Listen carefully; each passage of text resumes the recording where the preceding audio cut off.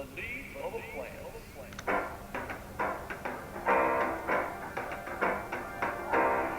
plant to stay alive, it needs five things I would not lie. It needs water so it can grow. And it needs soil just like so. Plants need space, they can't be tight. The sun helps plants by giving light. Don't forget to give plants air. Repeat the needs if you dare. Hey everybody, welcome back. It's the Geek. Today's objectives are to understand what makes a plant green and to examine the parts of a chloroplast. In order to understand why a plant is green, we have to take a look at a couple definitions. The first one is a pigment. A pigment is a material that changes the color of reflected or transmitted light as a result of wavelength selective absorption. In plants, chlorophyll is the primary pigment. It is found in the chloroplasts of plant cells. Chlorophyll absorbs the light necessary for photosynthesis to occur. Take a look at the graph to the right. We can see both chlorophyll A and chlorophyll B, both pigments within the plant cell. What they're going to do is they're going to absorb the wavelengths of light that are connected to light blue and dark blue wavelengths as well as the yellow, orange, and red pigments.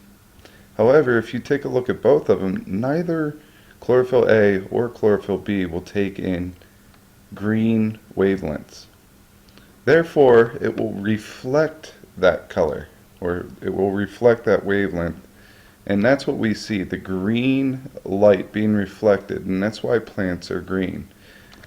Plants are green because chlorophyll A and chlorophyll B cannot absorb the wavelength for the green color. It will reflect that color. Moving further with pigments in chlorophyll A and chlorophyll B found inside of the chloroplast, structurally we need to take a look at three parts of the chloroplast. This is a diagram of the chloroplast. The first part is the thylakoids, which are inner membranes that form stacks.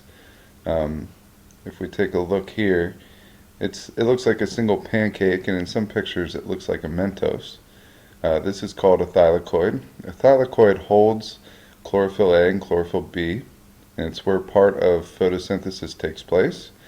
Many thylakoids on top of one another make up something called the granum, which is the singular form, grana is the plural form, and then the space in between is called the stroma, and there's like a jelly-like or gel-like material around each grana, which is found inside of the stroma, the space between.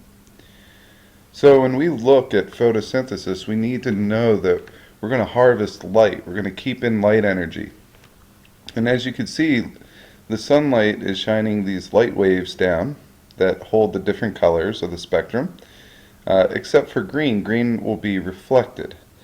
So all the other colors, or the wavelengths that form these colors, will be harvested inside of the thylakoids, and that energy will be used to make up chemical energy that the plant can use to make up sugars.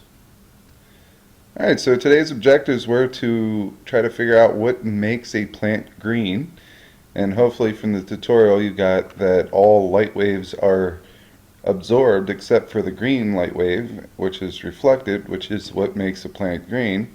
And we also examined the parts of a chloroplast, such as the thylakoids. Many thylakoids put together equals a granum, and the space in between is called the stroma.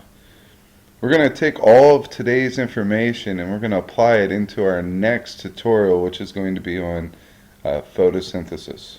If you have any questions, please bring them to class.